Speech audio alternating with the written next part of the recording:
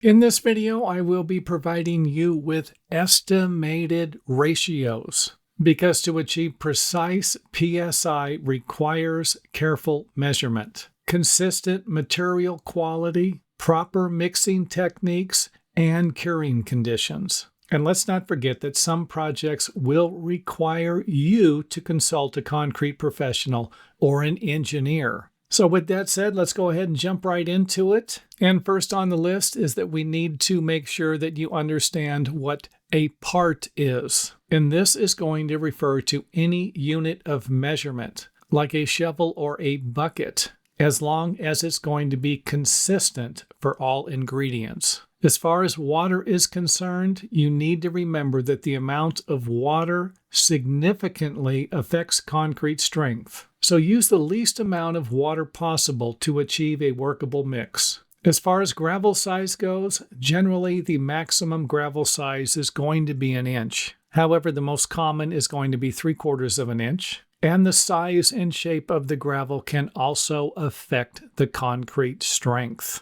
And let's not forget that proper curing is essential for achieving the desired strength. So keep the concrete moist for at least the first 7 days.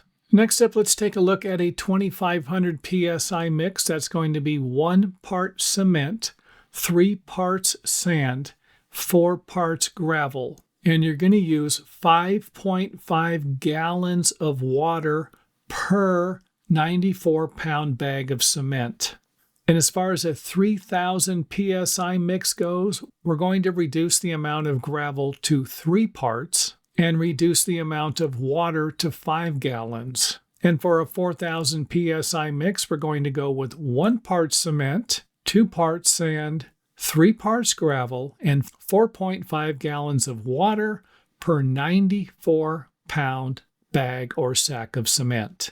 So it isn't too difficult to figure out that a little less water and a little more cement is going to create stronger mixtures. However, at the same time, a little more water can make the concrete a lot easier to work with. And thanks for watching. Also, don't forget to visit our website. We have an organized list of our videos there. You might have a difficult time finding that anywhere else.